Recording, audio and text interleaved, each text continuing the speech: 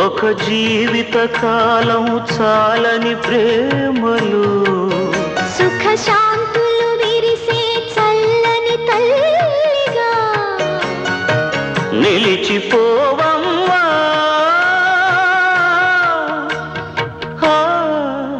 ఈ పాలవాకు బ్రహ్మవాకు ఒక్కటేనని